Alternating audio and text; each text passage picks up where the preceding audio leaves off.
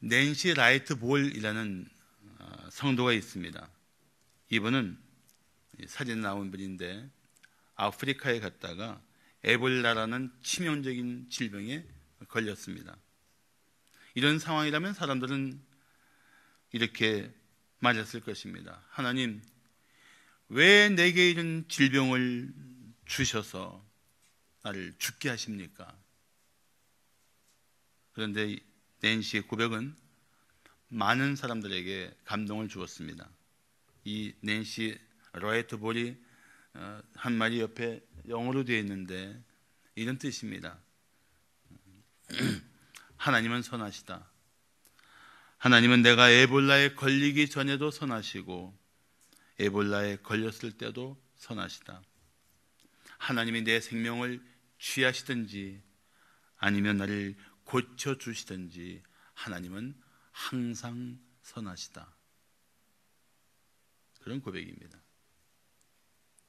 불평하지 않고 오로지 하나님의 선하심만 찬양했던 낸시 라이트 볼 성도는 놀랍게도 완치되었습니다. 별로 감동이 안 되십니까? 살아나셨어요. 광야에 있는 이스라엘 백성들을 생각하면서 우리가 제일 떠오르는 단어가 있다면 뭘까요? 원망과 불평이라고 생각합니다. 하나님의 특별한 은혜를 누리면서도 작고 큰 어려움을 만날 때마다 그들은 습관적으로 불평했습니다. 우리는 어떨까요? 우리는 어떨까요? 우리도 살면서 정말 저런 악한 자들이, 저런 불의한 자들이 왜 이 세상 가운데서 득세하고 떵떵거리며 사는가 하는 문제 때문에 우리는 불평하며 그 마음에 화를 참지 못하는 경우도 있습니다. 그런데 오늘 1절은 뭐라고 말씀하고 있습니까? 악을 행하는 자들 때문에 불평하지 말며 불의를 행하는 자들을 시기하지 말지어다. 왜 이렇게 말씀하십니까? 악을 행하면서도 잘 되는 사람 때문에 우리가 불평하기 때문입니다. 불의를 행하면서까지도 자기 목적을 이룬 사람들을 보면서 우리는 시기하기 때문입니다.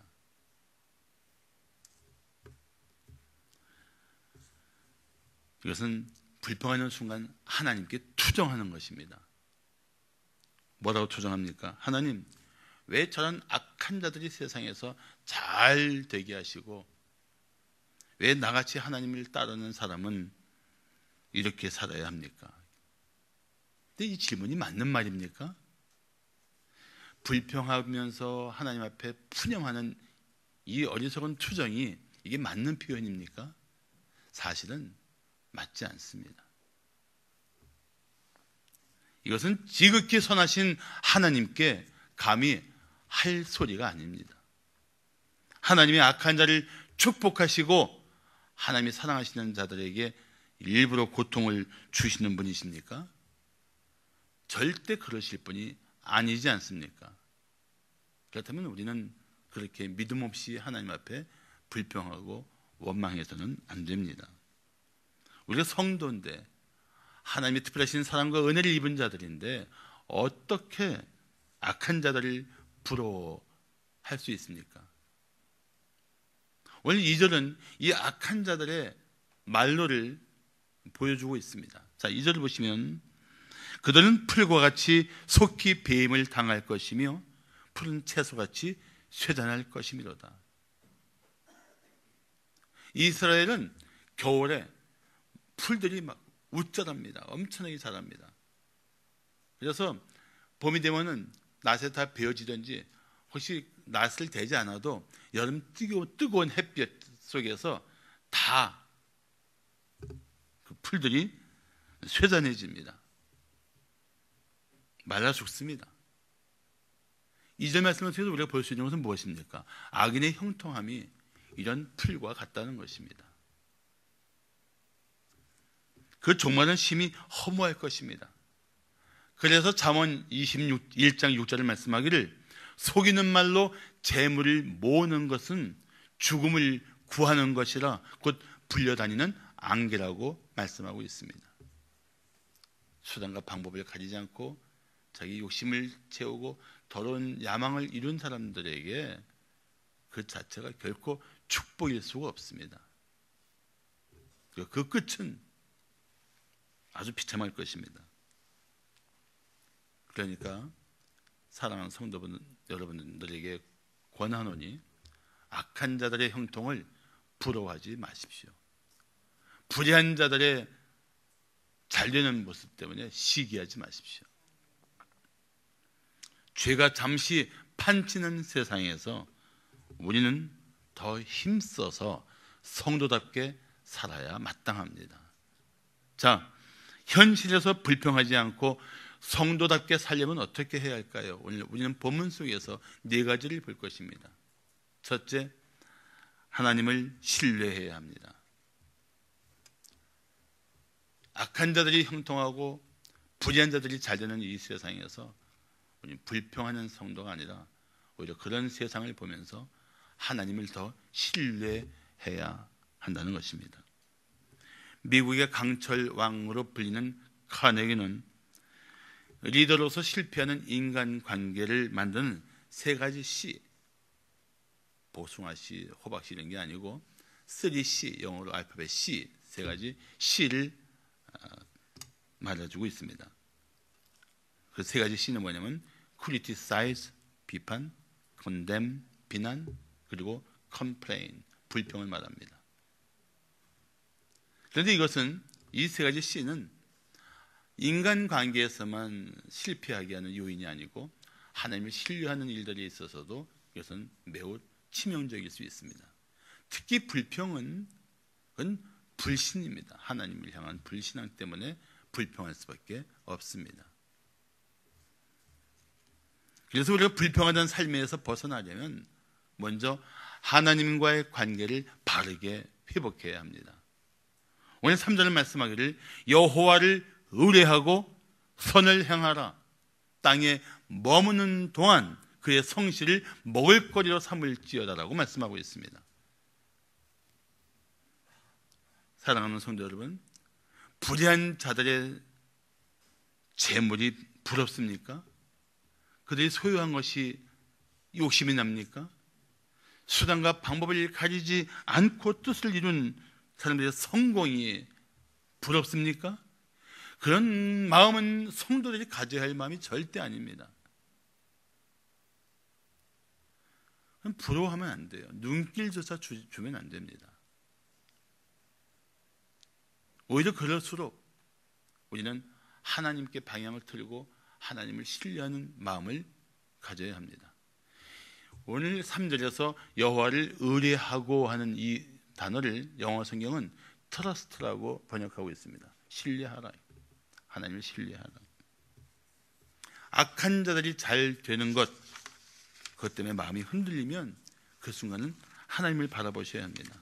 그리고 당신을 위해 은혜를 베푸시는 하나님을 신뢰해야 합니다.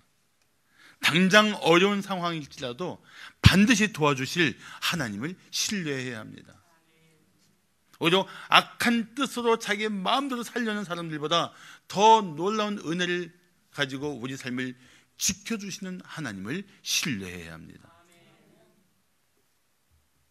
그리고 하나님을 신뢰하는 성도답게 악한 일에 휘말리지 말고 더욱 선한 일을 힘써야 합니다. 오늘 본문이 그 말씀하고 있는 거예요. 여호와를 의뢰하고 선을 행하라. 하나님을 신뢰하지 못하면 결국 우리는 세상 방식을 따르고 싶은 강한 충동을 느끼게 됩니다. 그러나 하나님을 신뢰하고 선을 행하면 하나님께서 그 성실하신 손길로 우리를 돌봐주실 것입니다. 그래서 오늘 3절이 뭐라고 말씀하고 있습니까? 3절에 보시면 하나님의 성실을 먹을거리로 삼으라고 말씀하고 있습니다. 하나님의 성실을 먹을거리로 삼으라는 뜻이 무엇입니까? 성실하신 하나님이 내 삶의 필요를 채울 것이라는 것을 믿고 살라는 뜻입니다. 많은 사람들이 하나님을 신뢰하지 않기 때문에 자기 목적을 이루려고 겁없이 죄를 짓고 악한 일을 행하고 있습니다. 사랑하는 성도 여러분, 하나님을 신뢰한다면 하나님 앞에 바르게 살기를 힘쓰십시오. 하나님 앞에 선한 일에 최선을 다하십시오. 성도가 그런 믿음을 가지고 살지 않으면 세상 앞에서 무기력하게 무너지기 쉽습니다. 잘 생각해 보십시오.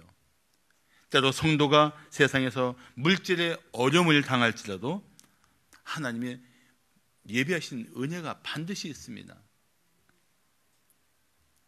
그러나 악인이 세상에서 아무리 번성해도 그들에게 임할 하나님의 심판이 있습니다.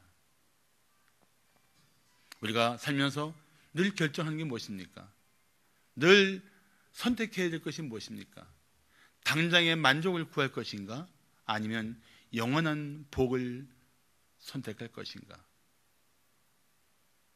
우리의 마음이 어렵다는 이유로, 이 고통스러운 삶이 너무 오래되었다는 이유로 벗어날 수만 있으면 무엇이든지 하고 싶은 충동을 받게 되겠지만, 그럴수록 하나님을 신뢰하며 하나님이 기뻐하시는 삶에 힘써야 합니다. 그것이 불평스러운 상황을 이겨내고 마침내 하나님의 은혜를 누릴 수 있는 성도다운 삶의 자세인 것입니다. 더구나 현세가, 우리가 살고 있는 이 땅이 전부가 아닌 것을 안다면, 저 본향에 대한 사모하는 마음이 있다면 더더욱이 우리가 조급하게 살려고 할 것은 아닙니다. 물론 지금까지 참고 살기 힘들었겠지만, 아직도 풀리지 않는 문제가 온 삶을 짓누르겠지만, 그래도 하나님을 신뢰하며 이겨내시기를 축복합니다. 자, 현실에서 불평하지 않고 성도답게 살려면 어떻게 해야 할까요? 둘째, 하나님을 기뻐해야 합니다. 하나님을 기뻐해야 돼요. 영국의 에든버러에 있는 세인트 조지 교회에서 목회하는 화이트 목사에게 어느 날 한 여성도가 찾아왔습니다. 그 성도는 들어오자마자 여러 사람에 대해서 불평을 늘어놓기 시작했습니다. 불평하고 또 불평하고, 이 불평만 20분 이상을 했습니다.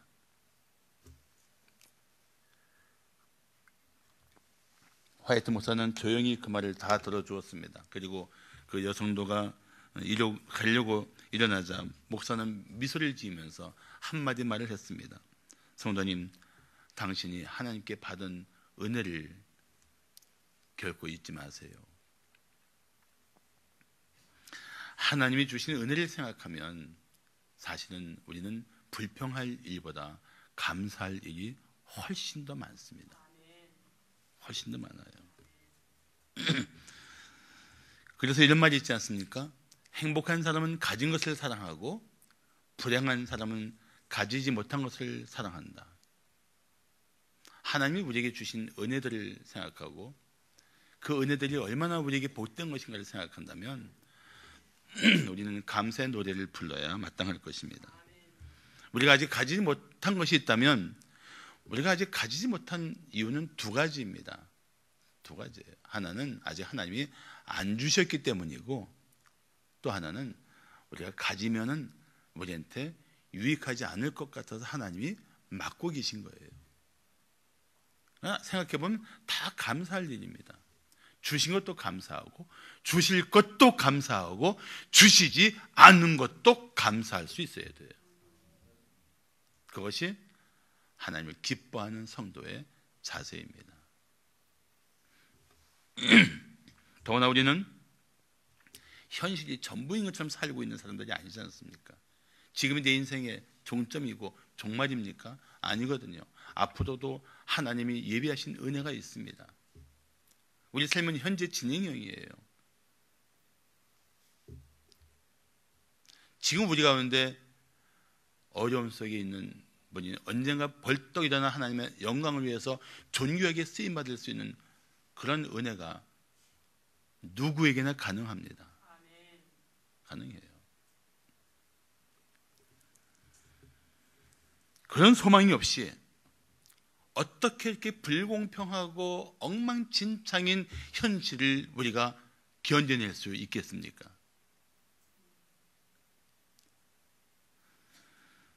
오늘 보면 4절을 말씀하기를 또 여호와를 기뻐하라 그가 네 마음의 소원을 내게 이루어 주시리로다라고 말씀하고 있습니다. 사랑하는 성도 여러분, 정말 마음을 다해서 여호와 하나님, 우리 하나님을 기뻐하십시오.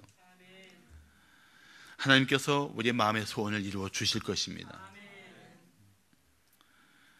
잘 생각해 보세요. 하나님을 기뻐하는 성도는 하나님의 뜻을 구하게 됩니다. 하나님의 뜻을 사모하게 됩니다. 하나님의 뜻을 붙들고 기도하게 됩니다. 장담컨대 하나님의 뜻을 구하고 하나님의 뜻을 기뻐하는 성도에게는 반드시 그 뜻이 이루어지는 때가 올 것입니다. 그래서 요한 1서 5장 14절을 말씀하기를 그를 향하여 하나님을 향하여 우리가 가진 바 담대함이 이것이니 하나님의 뜻대로 무엇을 구하면 들으심이라. 할렐루야.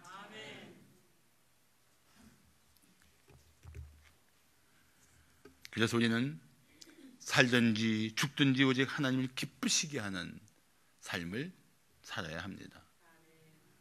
고린도후서 5장 9절을 말씀하기를 그런즉 우리는 몸으로 있든지 살아있든지 떠나든지 죽든지 주를 기쁘시게 하는 자가 되기를 힘쓴다고 고백하고 있습니다. 내 전 존재가 하나님을 기뻐하면 내 마음의 소원을 이루어주시는 하나님을 경험하게 될 것입니다. 하나님보다 세상을 더 기뻐하고 하나님 뜻보다 내 뜻을 더 기뻐하고 하나님이 주시는 것보다 내가 요심껏 얻을 수 있는 것들을 더 기뻐한다면 그건 하나님의 은혜를 받을 자격이 없는 거죠. 사실은 하나님이 주실 은혜를 누리기에는 아직 준비가 덜 된 거죠. 그렇지 않습니까?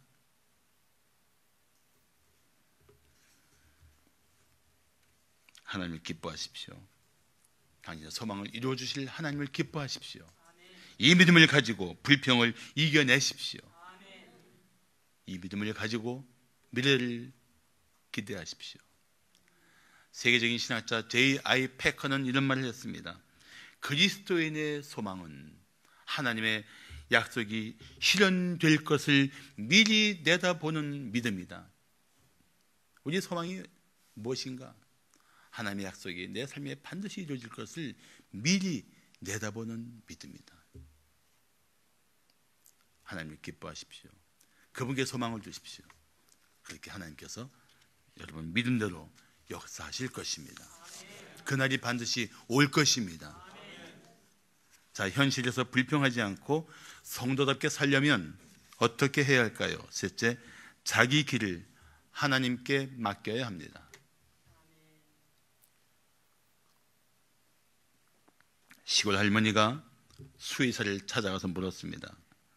우리 집 소가 어떤 때는 제대로 컸다가 또 어떤 때는 일어나지도 못해요. 어떻게 해야죠? 할머니 말을 듣고 고민하던 수의사가 말했습니다. 할머니 잘 들으세요. 소가 제대로 일어났을 때 얼른 팔아버리세요. 세상의 문제 해결 방식은 그런 식으로 자행될 때가 많습니다. 이런 세상 속에서 그리스도인은 어떻게 살아야 되는가? 이 문제는 항상 우리에게 다가오고 있습니다. 내가 지금 이 상황에서 이런 조건에서 내가 어떻게 살아야 될 것인가? 때로는 답을 쉽게 얻지 못하고 어찌할 바를 모를 때도 있습니다. 그런데 오늘 본문 5절은 뭐라고 말씀하고 있습니까? 내 길을 여호와께 맡기라. 그를 의지하면 그가 이루신다. 내 길을 여호와께 맡기라. 악한 자의 형통함 때문에 불평할 수 있는 이 세상에서 성도답게 살려면 자기 길을 하나님께 맡겨야 합니다. 내 삶을 하나님께 맡기지 못하고 자기 고집대로 자기 생각대로 사는 경우가 얼마나 많습니까? 맡기지 않는 이유가 뭘까요? 자기가 살고 싶은 대로 살려고 하는 태도 때문입니다. 또 하나님 없이도 잘 살아볼 수 있다는 어리석은 기대 때문입니다. 안타까운 것은 번번이 실패하면서도 여전히 고집 부리고 있다는 것입니다. 하나님의 길을 떠나서 자기 생각대로 사는 삶의 현실이 고통뿐인 걸 알면서도 그 자리를 좀처럼 벗어나지 못한 채 머물러 있다는 것입니다. 이제는 깨닫고 돌아올 만한데도 불구하고 여전히 하나님께 맡기지 않습니다. 이 고집스러움이 얼마나 하나님을 등지고 있는 자세인지를 알아야 합니다. 하나님께 맡기지 못하고 내 생각대로 살던 삶의 현실이 어떤 것인지를 깨달았다면 이제는 돌아와야죠. 물론 저는 하나님의 주권을 믿는 목사로서 자기가 얼마나 잘못된 삶에 머물러 있고 고집스럽게 하나님을 등지고 있는가를 깨닫고 돌아오는 이 성찰할 수 있는 힘도 하나님의 은혜라고 믿습니다. 하나님이 깨닫게 하지 않으면, 하나님이 내 실상을 보게 하지 않으면 우리는 자기가 무엇이 문제이고 무엇이 잘못됐는지를 모르는 채 하나님을 등지고 살 수 있습니다. 문제가 계속되고 있다면 깊이 성찰해 봐야죠. 하나님께 맡기지 않고 내 생각대로 살고 있지 않는지 무릎 꿇고 하나님의 지혜를 구해야죠.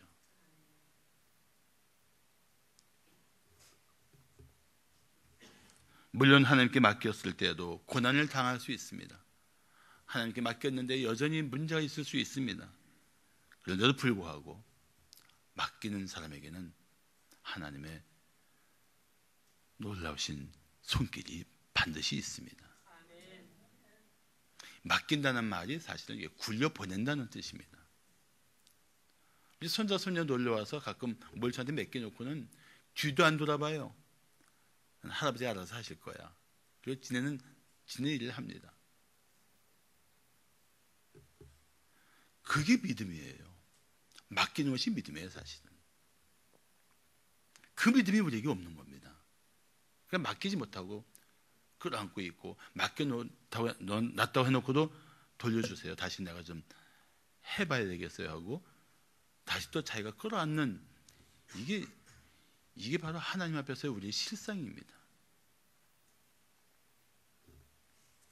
하나님께 맡기십시오.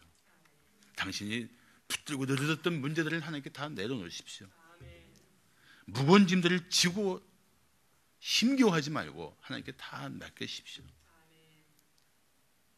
하나님께 맡기면 하나님이 당신을 위해서 최선을 다하실 것입니다. 맡기면 하나님이 붙들어 주십니다. 생각해 보십시오. 하나님의 손에 붙들린 성도와 자기 욕심대로 사는 사람이 같을 수가 없습니다. 우리는 이 세상에서 사람들에게 이런 말을 들어야 합니다. 저 사람은 정말 하나님이 함께하는 사람이야.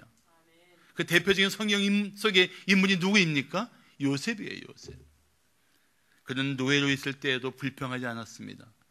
억울하게 감옥에 들어가서도 불평하지 않았습니다.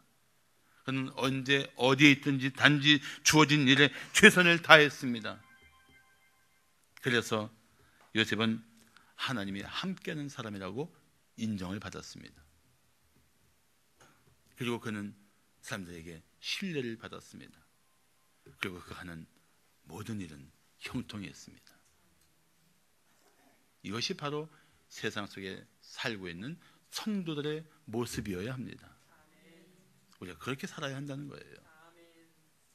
할렐루야. 6절을 보십시오. 내 의를 빛까지 나타내시며 네 공의를 정오에 빛같이 하시리로다. 이것이 하나님께 맡긴 사람들에게 주어진 하나님의 약속입니다. 나를 믿고 나한테 맡긴 내 삶을 내가 이루어주고 너를 존귀하게, 너를 이 땅 가운데 참으로 빛된 존재로 내가 일으켜 줄 거야. 하나님의 약속이에요. 그렇다면 내가 끌어안고 내 삶의 그 무질서함 속에서 잘 되는 사람들의 그 악한 것까지 부러워하는, 그리고 불평하는 인생이 아니라 하나님께 맡기고 하나님의 손에 붙들려 살아가는 삶을 살아야 하지 않겠습니까? 마지막으로 현실에서 불평하지 않고 성도답게 살려면 어떻게 해야 할까요? 넷째, 하나님 앞에서 잠잠히 참고 기다려야 합니다. 자, 7절을 한번 다 같이 봉독해 볼까요? 7절 시작. 여호와 앞에 잠잠하고 참고 기다리라. 자기 길이 형통하며 악한 꾀를 이루는 자 때문에 불평하지 말지어다. 이 문장은 이렇게 읽어도 돼요. 제가 다시 한번 봉독하겠습니다. 자기 길이 형통하며 악한 꾀를 이루는 자 때문에 불평하지 말고 너는 오직 하나님 앞에 잠잠하고 참고 기다리라. 아멘. 나중에 읽은 게 더 마음에 확 와닿지 않습니까? 그런 분들을 축복합니다.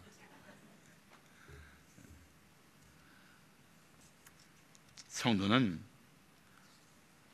자기 길이 형통한 자나 악한 꾀를 이루는 자 때문에 불평하면 안 됩니다. 어차피 이 세상은 죄로 뒤범벅이 되어 있습니다. 겉보기에는 악한 자들이 득세한 것처럼 보입니다. 겉보기에는 불의한 자들이 더 잘 되는 것처럼 보일 수 있습니다. 그런데 여러분 속지 마십시오. 보이는 것이 전부가 아니에요. 이 땅의 진정한 통치자, 보이지 않는 하나님이십니다. 우리에게 주어진 은혜, 지금 가지고 있는 것보다 보이지 않는 것이 더 훨씬 많고 복됩니다. 보는 것이 전부가 아니에요. 우리는 너무 보는 것에 목이 메일 때가 많습니다. 남한테 보여지는 것, 어떻게 보여지는가? 남한테 보여줄 수 있는 것, 그런 일들에 더 우리는 마음을 많이 뺏기지만 성도는 모세처럼 보이지 않는 것을 보는 것 같이 하고 참을 수 있어야 합니다. 중요한 것은 보이는 것이 전부인 것처럼 살고 있고 악한 꾀를 내든 불의한 짓을 해서든 목줄 이루는 사람들이 특세한 것처럼 보이는 세상에서 우리는 그래도 성도답게 살아야 한다는 것입니다. 우리 삶을 다 아시는 하나님 앞에서 우리가 살고 있다는 확신이 있다면 성도답게 살기를 힘써야죠. 그렇지 않으면 우리는 잠깐 사이에 이 세상의 불의한 일에 휘말려 들어갈 수가 있습니다. 악한 일에 동참할 수가 있어요. 그래서 8절 말씀하기를 분을 그치고 노를 버리며 불평하지 말라. 오히려 악을 만들 뿐이라고 경고하고 있는 것입니다. 너희가 화가 잔뜩 난 채로 불평하다가 너희 똑같은 짓 할 수 있어 경고하고 있는 거예요.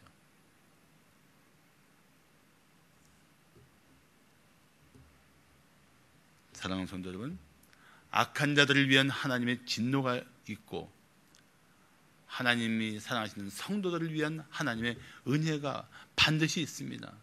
오늘 본문 9절과 10절이 그거를 말씀해 주고 있는 것입니다.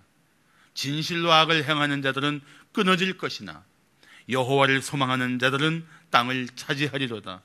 잠시 후에는 악인이 없어지리니 내가 그것을 자세히 살필지라도 그 악인은 없으리로다.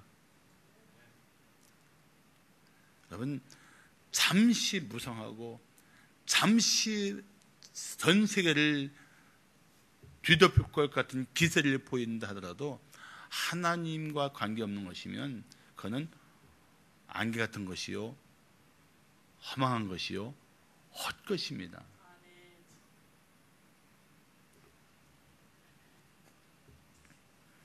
이 경고를 적당히 듣지 마십시오. 성도는 꽁 잡는 게 매라는 세상적인 생각들에 마음 뺏기지 말아야 합니다. 그런 세상의 방식을 거부해야 합니다. 기억하십시오. 악인의 득세는 잠깐뿐입니다. 오히려 악인의 득세는 자기 원하는 대로 살다는 이유 때문에 만족에 빠져서 회개할 기회조차 잃게 됩니다. 처참하게 무너질 때는 이미 늦은 것입니다. 그렇지만 하나님께 소망을 둔 성도는 반드시 하나님께서 그 생애 가운데 하나님의 은혜를 누리게 될 것입니다. 그래서 11절을 말씀하기를 그러나 온유한 자들은 땅을 차지하며 풍성한 화평으로 즐거워한다고 말씀하고 있습니다. 온유한 성도가 어떤 성도입니까? 이 불의한 세상을 보면서 분노하지 않고 불평하지 않고 이 악한 자들이 득세하는 세상에 대해서 분풀이하지 않고 여전히 하나님께 소망을 두고 잠잠히 참고 기다릴 수 있는 사람, 이게 온유한 성도예요. 오늘 봄에 나오는 온유함은 그런 것입니다. 그런 온유한 마음으로 하나님께 소망을 두고 잠잠히 기다리십시오. 참고 기다리십시오. 지금까지 참았겠지만 더 참고 기다리십시오. 하나님이 어떻게 여러분 생애 가운데 어떤 일을 행하시는지를 반드시 볼 때가 올 것입니다.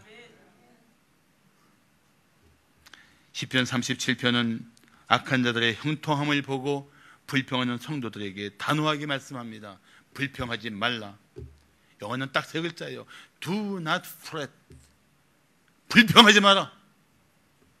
내가 불평할 만한 거리도 안 되고 불평할 만한 것도 못 된다. 불평하지 말라. 그런데도 불구하고 마음이 조급해지면 나만 바보처럼 살고 있는 게 아닌가 하는 생각 때문에, 나만 이러다 뒤처지는 게 아닌가 하는 마음 때문에 악한 방법, 악한 생각들에 우리는 빠져들 수 있습니다. 눈을 질끈 감고 일단 목적을 이루고 보자고 덤벼들 수 있어요. 잠언 23장 5절을 말씀하기를 내가 어찌 허무한 것에 주목하겠느냐. 정령의 재물은 스스로 날개를 내어 하늘을 나는 독수리처럼 날아가리라. 허무한 것이 뭐예요? 재물이에요. 어떤 재물입니까? 어느 순간 날개를 내서 하늘로 후다닥 날아가 버리는, 손으로 잡을 수 없고 다시는 기대할 수 없는 그런 상황에서 모든 것을 잃어버리는 그런 허무한 것에 왜 주목하고 그것에 목숨을 걸고 사느냐? 하나님은 말씀하고 있습니다. 물론 이렇게 말하는 분도 있을 겁니다. 설교를 듣고 나가다가도 마음으로 그래도 돈은 있어야 돼. 맞아요. 제가 돈이 없어야 된다는 얘기를 하는 게 아닙니다. 재물은 있어야 합니다. 그런데 우리 안에 경계할 것이 있다는 거예요. 재물만 있으면 돼. 그런 마음, 하나님보다 재물을 더 의지하고 재물에 소망을 두는 태도, 그거를 경계하라는 것입니다. 하나님으로부터 오지 않은 재물, 자기의 불의한 일과 악한 행동으로 얻은 소득을 부끄러워해야 한다는 것입니다. 오직 그런 마음을 떠나서 오직 하나님께 소망을 두고 꿋꿋이 살아가라는 것입니다. 디모데전서 6장 17절을 말씀하기를 내가 이 세대에서 부한 자들을 명하여 마음을 높이지 말고 정함이 없는 재물, 있다가도 없고 없다가도 있는 이 정함이 없는 재물에 소망을 두지 말고 오직 모든 것을 후히 주사 누리게 하시는 하나님께 소망을 두라고 말씀하고 있습니다. 소망은 오직 하나님입니다. 우리의 모든 것은 오직 하나님에게서 오는 것이며 하나님에게서 오는 것은 지극히 선한 것이고 복된 것입니다. 그러나 내 모든 악함과 불의한 일들이 휘말려서 얻은 재물은 절대 복될 수가 없어요. 아예 기대조차 하지 마십시오.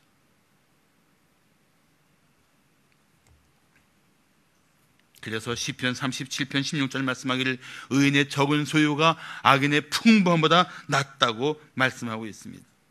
잠언 16장 8절 말씀하기를 적은 소득이 공의를 겸하면 많은 소득이 불의를 겸한 것보다 낫다고 말씀하고 있습니다. 자, 이 말씀 잘 보세요. 우리는 뭐에 관심 있습니까? 적으냐 많으냐? 하나님은 무엇에 관심을 두라고 말씀하십니까? 공의를 겸했느냐 불의한 재물이냐? 우리는 세상 사람처럼 그렇게 많고 적음의 마음을 뺏기지 말고 이것이 공의로우냐 불의한 것이냐 그런 분별력을 가지고 살아가야 합니다. 성도가 어떤 사람들입니까? 분별력을 가진 존재며 결단력을 가지고 살아가는 사람들입니다. 그래서 성도예요.